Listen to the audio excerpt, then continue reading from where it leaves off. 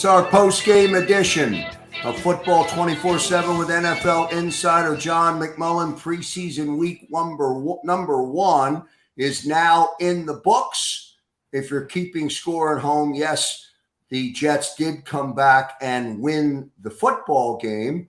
Most of the conversation we covered at halftime. Most people want to talk about the first 8 plays of the game. John McMullen joins us from down at Lincoln Financial Field. It was a long time tonight, John. After the game, there was a lot of conversation as Nick Sirianni came to the podium, Brandon Graham came to the podium, Jalen Hurts came to the podium, and I think that's a good place to start. First, it was great to see BG back up there. Great to see him out on the field tonight. Your thoughts about Brandon Graham and what were some of the little bullet points that you took from his presser tonight? Well,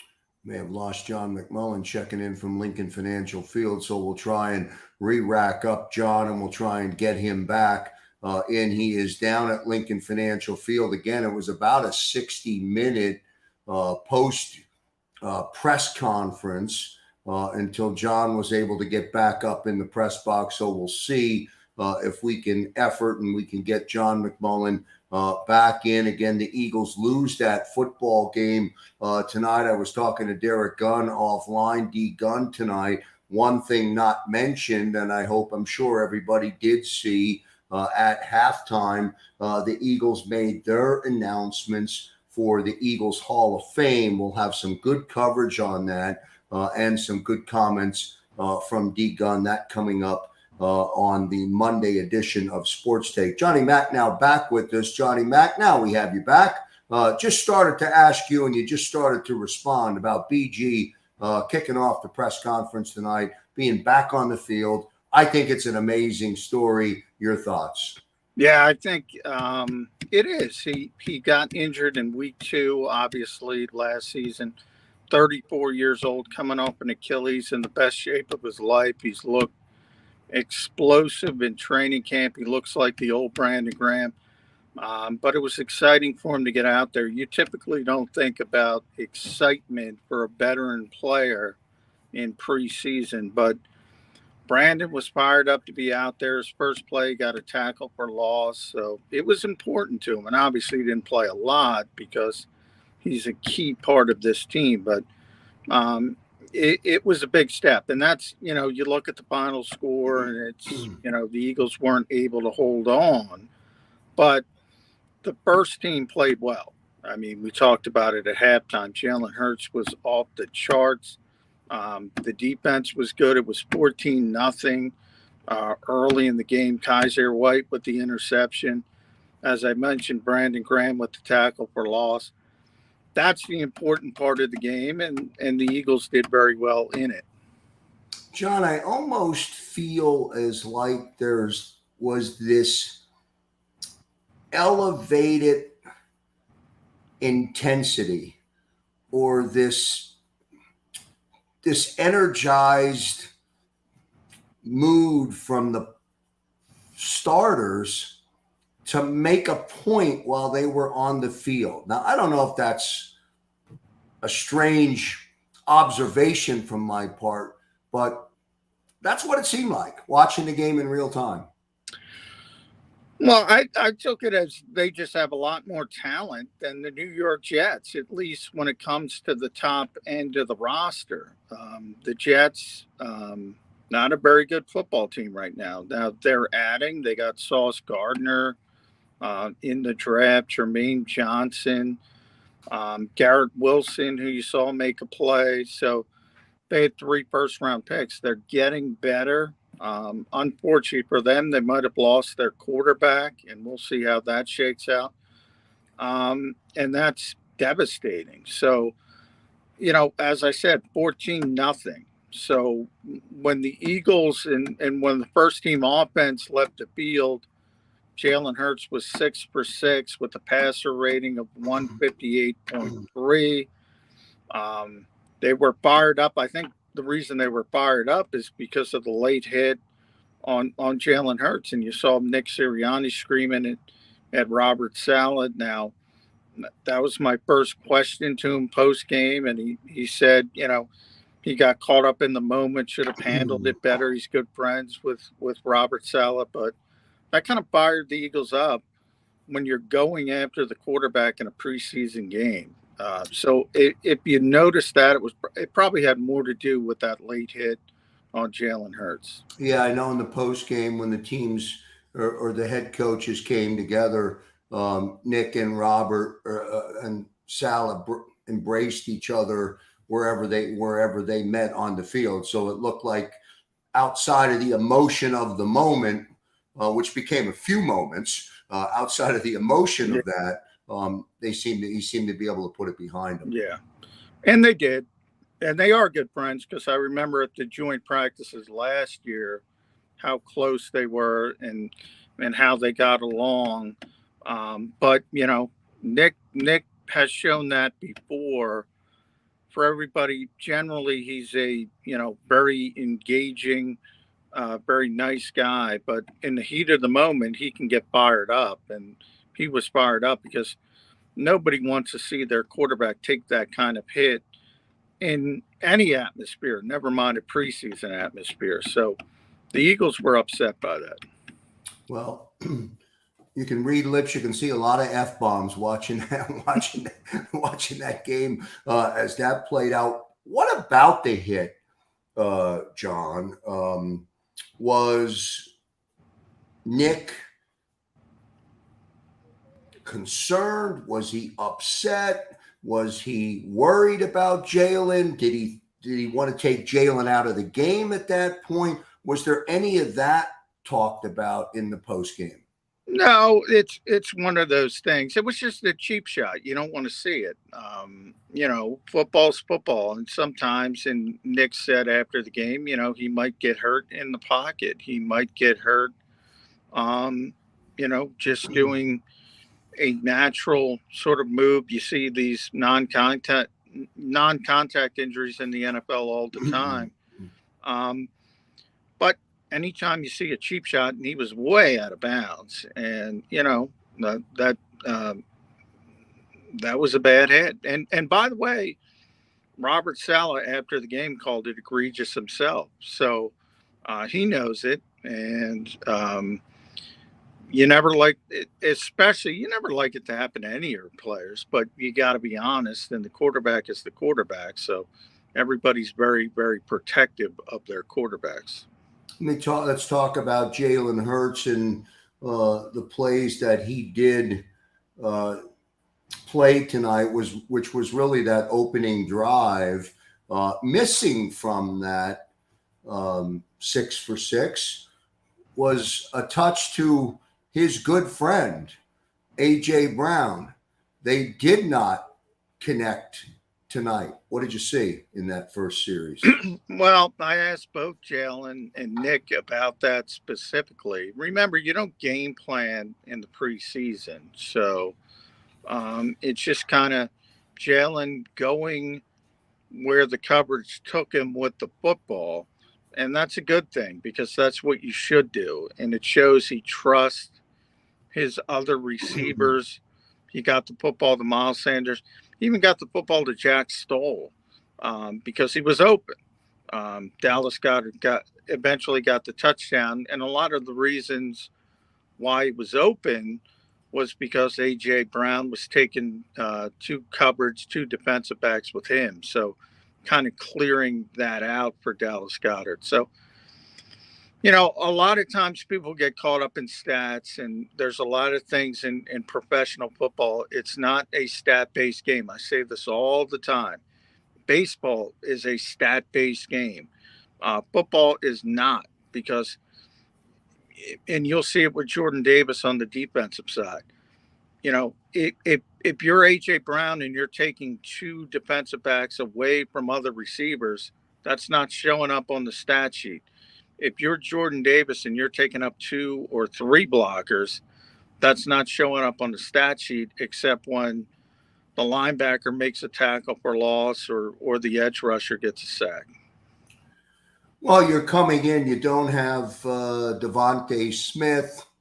There's all the expectation of what A.J. Brown in terms of being a playmaker is going to mean, John, to this offense. And in what was arguably perfection from a QBR standpoint for Jalen, he didn't have either of his two number ones, but he moved the football and he did it in a lot of different ways. Did you, when you look at the plays, did you like the way he conducted himself on that opening drive? Did you see anything that we didn't, that he may have done wrong out there during that, even though he was? Hard to say you did something wrong when you're 6 for 6.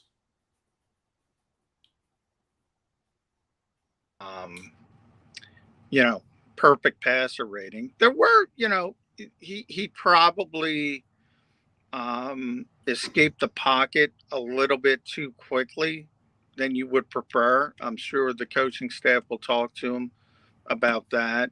But ultimately, when you have that number 158.3, you're not going to do much complaining.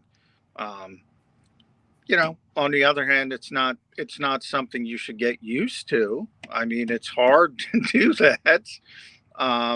So there are going to be hiccups along the way. And that's why you look at things and say, you don't just erase it and say, okay, it's perfect from a passer rating standpoint. But you have those teachable moments and say, hey, you know what? Instead of blushing right, maybe you could climb the pocket. Maybe you can extend the play that way and still keep your eyes downfield. Just little things like that. Post-game press conference from the podium with Jalen Hurts. The same Jalen Hurts that we've come to love in the post-game, doesn't take debate, doesn't get emotional, answers the question, and moves on to the next question. Pretty much the same? Always the same. Never changes. Flat line. He's not an EKG, man. He's straight across. There's not highs and lows. He got a lot of questions about the hit, for instance, and he's like, I'm fine. Nothing happened. You don't like it, but there was a flag. He popped right up. You move on to the next play where everybody else is concerned about it. That's the strength of Jalen Hurts. He's very, very even keeled. And you'll see that everybody's going to have ebbs and flows. Nobody's going 17-0. Nobody's perfect. And you're going to have ups and downs during the season. And it's nice to have a quarterback that deals with the ups the same way he deals with the downs. So he's not going to get too excited by 158.3 like a lot of people are. And when he has a bad day, he's not going to get too down on himself. And that's a very good trait to have as a quarterback in this league. I do think there's a lot of pressure on Jalen. There's a lot of self-inflicted pressure. I think that or a standard that he holds himself to. And I think it's more magnified in the 2022 season for him. Did he comment about his game? Did he feel good about the series that he played in that opening drive? Did he talk about that at all? Just in his typical way. It's about getting better. It's about, being better today than yesterday and being better tomorrow. He's very well schooled by Nick Saban. That's where he learned it. He's not going to deter from that. He's not going to take the rat poison. And I always say the rat poison that he describes can be both good and bad. In other words, people typically think of it as criticism. Well, he thinks of it as if you're blowing smoke up as because the 158.3, he considers that rat poison. Because if you start patting yourself on the back, the next thing you're standing still instead of getting better. So he's very mature. He just turned 24. Incredibly mature for his age. You look at some of the other players on the team that have gotten involved with some social media nonsense. He doesn't pay attention to that. You just talked about putting pressure on himself. I don't think he puts pressure on himself. I just think he's focused, and he doesn't focus on what other people are saying. He's focused on getting better in his own mind and making sure that he improves as a quarterback and as a person, and that, as a young man. That's what he's been taught by Nick Saban, and he's been taught very, very well when it comes to that stuff. Well, you've had the opportunity to watch every step on his progression line up to and including the game tonight. All of his practices so far coming into the 2022 season. You've been there for every one of them. So you've watched them. What do you see? Do you see Jalen better today than he was at the end of last season in your mind? He hasn't been great in training camp. He hasn't been great in practice, but I say all the time, he's not a practice player. So many of the things he does well, and you saw today, extending plays, going outside, off schedule offense. In practice, they blow the whistle and they say, we got to protect the quarterback. We got to go to the next rep. And you don't know what's going to happen. In a live environment like today was, I think he's a better game day player than he is a practice player. So in practice, sometimes it doesn't look great, to be honest. The majority, we've seen 10 practices. I'd say he's had 2 really good practices out of 10. Now there's some nondescript practices. He's probably only had, I'm going off the top of my head, he's probably only had 2 or 3 bad practices, 2 good practices, and everything else is pretty much in between. So he's not a practice player, and I've said it since last year. And that's probably not going to change. Football 24/7 with NFL insider John McMullen, who is down at Lincoln Financial Field, preseason week number 1 in the books. Johnny, let me rotate through just a couple of names and get some of your observations. I'm sure we'll read about some of your great reporting across, certainly on JAKIBSports.com, on Sports Illustrated. We'll see some of your great work. Let me throw a few names out from the game tonight and just give me some of your initial thoughts. Jordan Davis, he's a big man. Your thoughts on how Jordan played, and a follow-up to it would be what we saw tonight from Jordan perhaps is what we will see every week from Jordan. Yeah, I thought it was really good. I think people are going to start to see what Jordan Davis will mean for this defense. And, they started kind of vanilla with the same 40 fronts that people expect, but they're going to use a lot of odd man fronts when they have Jordan Davis in the game. And that's sort of they can toggle between both looks, and that makes things more difficult for the quarterback. He just commands double teams. So, if you have to have 2 players to block Jordan Davis because of his sheer size and athleticism, that's going to open up things for the linebackers, open up things for the edge rushers. And it's only going to get better. He's going to keep getting better and better and better. And he's a really, really good football player. Eagles fans are going to be very, very happy with Jordan Davis. unless they expect Aaron Donald and they expect, double-digit sacks. He's not that type of player. He's the player who's going to make other players better. So maybe it's a little esoteric, but it's going to be very, very important for this defense. John, did you notice from him when he was on the field, are they rotating him out quickly? Is his stamina strong for being such a big man? Looks like it is. Yeah, I just don't. You can't see it all from when you're watching it on television. Well, and you're not going to know that until there's not enough reps to get a feel for that. Especially with good players, they're not playing that many reps, so it's not a concern. That'll be a concern in the regular season. But Jordan is in great shape for how big he is. I always say 6'6", 340, but he's not overweight. He's got a frame that he can carry that weight. As far as the conditioning, look, he wasn't asked to play a lot at Georgia because Georgia was so talented and they could come at you in waves. So he is going to be asked to play more here. Maybe not this year, though.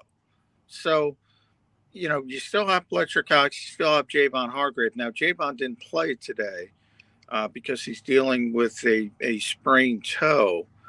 But once you get to the regular season, he's not going to have to play 70% of the snaps. So I don't think you have to worry about that probably until 2023. As long as you have Fletcher here and you have Javon, and you also have Milton Williams, by the way, and Brandon Graham can play inside as well. I wanted to ask you about Hassan Reddick too. I don't know how many snaps he got today. Maybe just not one. Many. Not many. But he's going to be a force. He's going to be He's going to be a great addition to that. Yeah, defense. he's the best edge rusher this team has had in a very long time. They haven't had an edge rusher with double-digit sacks since Connor Barwin in 2014, I believe. So it's been a long time. He's done it 2 years in a row. I don't see why he's not going to do it again. He's only playing with a better defensive line than he did in Carolina, than he did in Arizona. So Hassan Reddick's going to be a really good player for this team. We talked at halftime, got your opinion on it. One last thought from you on Nakobe Dean. I thought he was active behind Jordan Davis. I thought he was in the hole quickly, or at least the few plays that they isolated on him. What did you see on him? I thought it was fine. I didn't see any splashy plays, but to me, the more important part, the play Zach Wilson got hurt on. In fact, Zach Wilson kind of shook Nakobe Dean, which you probably don't want to see.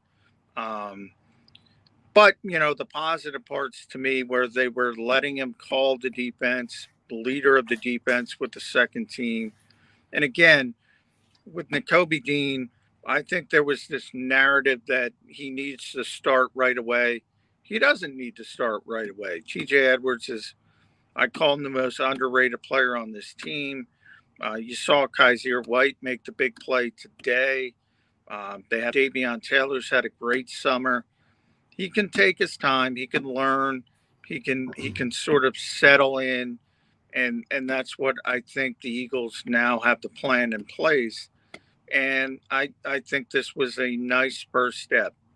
Yeah, I don't want to go too crazy in terms of a thought process, but I find it, use the word interesting, I guess, that a year ago, linebacking on this defense was the Achilles heel to the defense. It appears as though perhaps it has a chance to not be the case this year. Well, it's a lot better than it was last year at the start of the season. And you could throw Sean Bradley into that mix as well. it's a lot better. Now, there's still, if you talk about the great linebackers in this league, the Fred Warners, the Bobby Wagners, the Eric Kendricks, they don't have that player. Maybe N'Kobe Dean turns into that down the road, but it's a lot better than it has been. You can definitely say that. Jason Huntley, John, was literally on the football field tonight in the first quarter, in the second quarter, in the third quarter, and in the fourth quarter. Is there any particular reason that he was out there for all four quarters? Yeah, Boston Scott had a concussion. Kenny Gainwell had a hip injury. So Miles Sanders was obviously not going to play a lot.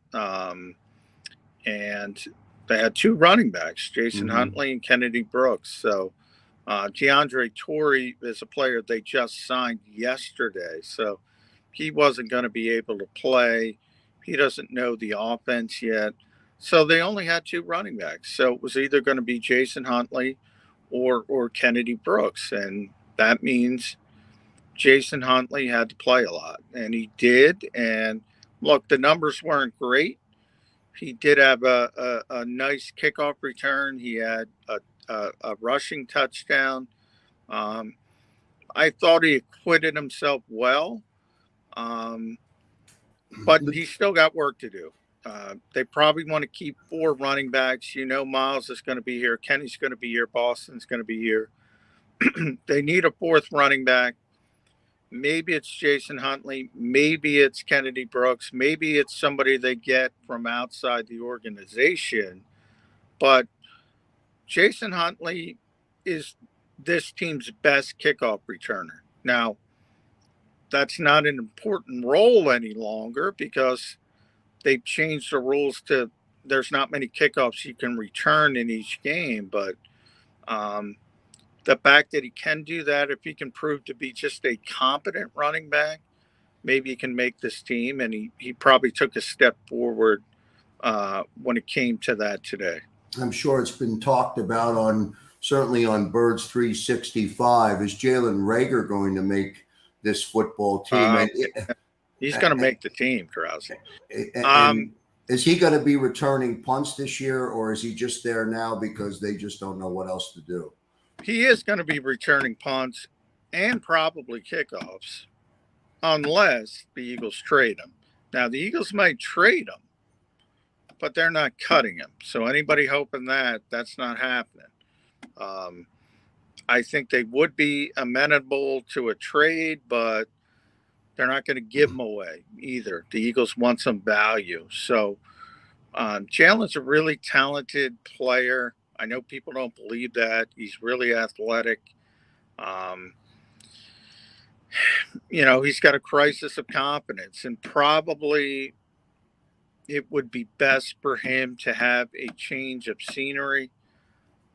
But the Eagles aren't just going to give him away. So if they can't trade him, he's going to be here. He's going to be the punt returner. He's going to be a backup receiver, and he's probably going to be the kick returner. Good stuff from John McMullen tonight, working a hard, long night for Johnny down at the stadium.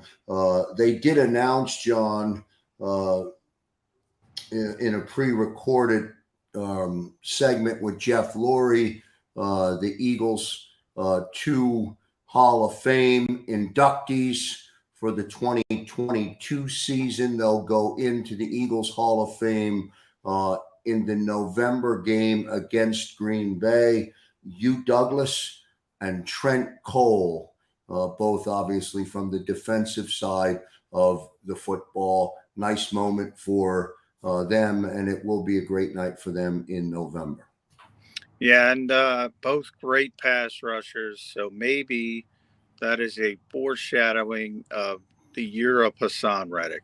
So maybe that tells us Hassan Reddick is going to have a big year. John, is it okay for us? Is it okay for the fan base? Is it okay for us to feel good about not the game, about progress that has been made, about this team appearing to be united and this team on the right path to what the next step will be. Okay for us to do that? Yeah, I mean, the first team offense was tremendous. The starters as a whole, a lot of good stuff from Jordan Davis, a lot of good stuff from Cam Jurgens in his first start. Yes, indeed. As the center. And hopefully he's not going to start September 11th, but it's nice to have sort of that insurance policy. Yeah, it's fine. But I would see, you saw today, you know, the Jets came back because there are some issues with depth. So, in a lot of ways, the NFL is a war of attrition. You saw it with the Jets today. They lose their quarterback.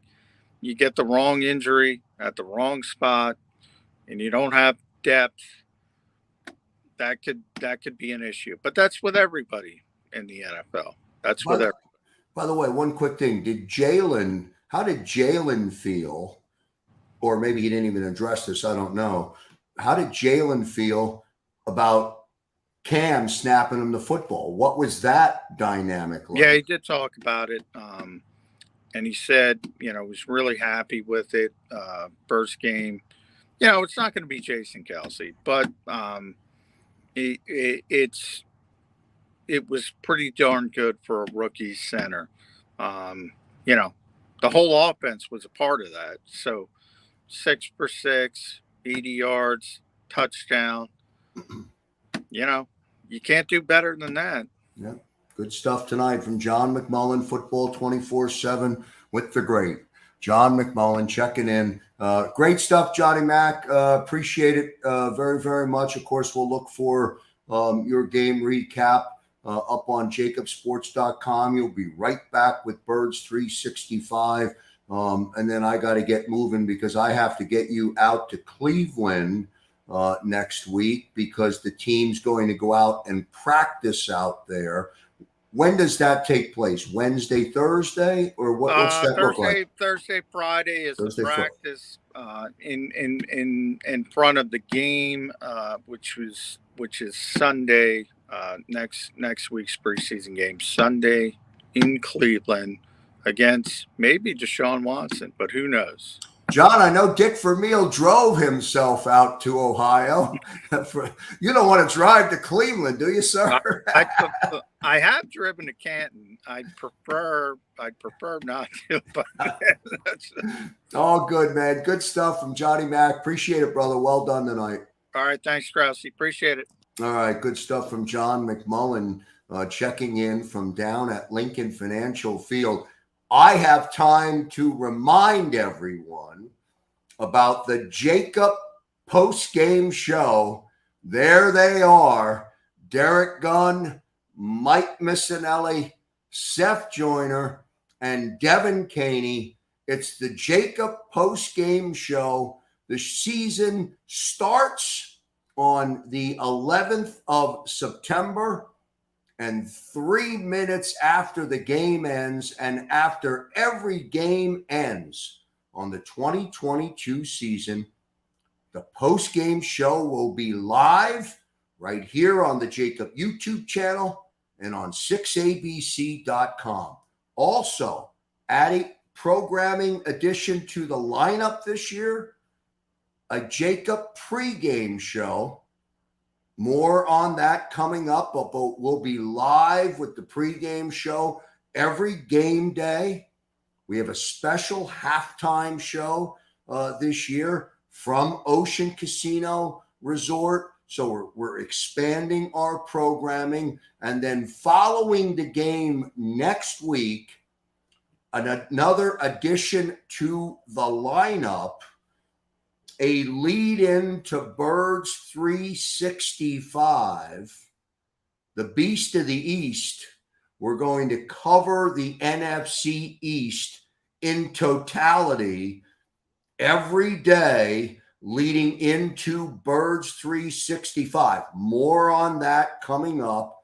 And then, of course, announced on Sports Take on July 1st, Rick Saratella will be joining the lineup, and he will be going live Monday through Friday from 10 a.m. to 12.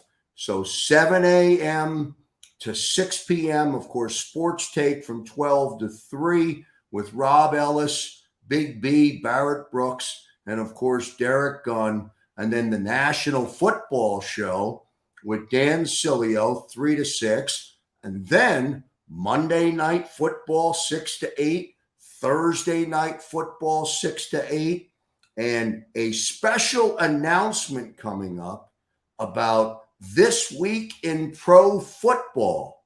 So we are adding some great content for all of our viewers and all of our subscribers. But again, the JAKIB Postgame Show, which we are so excited about, will be on Sunday, the debut, September 11th. Derek Gunn, Mike Missinelli, Seth Joyner, Devin Caney, and you'll hear more about the JAKIB pregame show, the JAKIB halftime show, and another great lineup of additional personalities who are all becoming part of the JAKIB Sports Network. I want to thank everybody for tuning in tonight to be part of the show with John McMullen.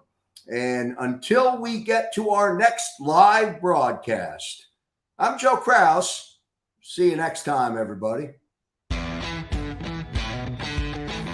Go for the polls and the pools. Go for the oohs and the ahs.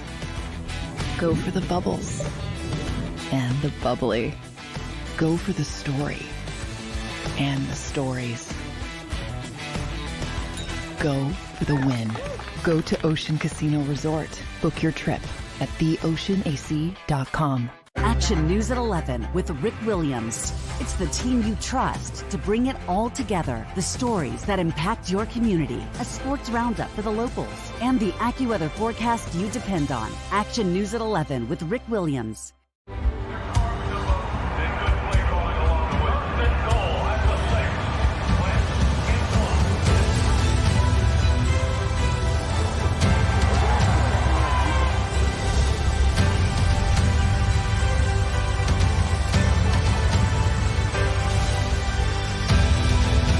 Field of life, First Trust Bank is there for you. Champions on 3. 1, 2, 3. Because Philadelphia dreams deserve a Philadelphia bank.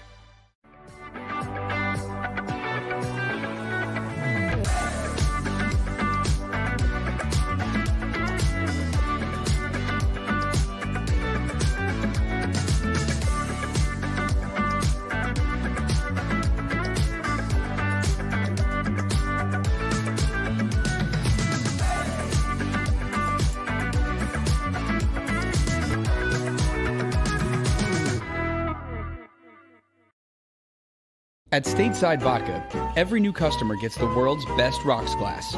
Free. What's that? A rocks glass? You're telling me that bottle is cut in half? You could say that. Holy shit. And you're telling me I can get one of these glasses for free? That's right. One free rocks glass per customer with each first-time purchase of Stateside Vodka. So good, it just disappears.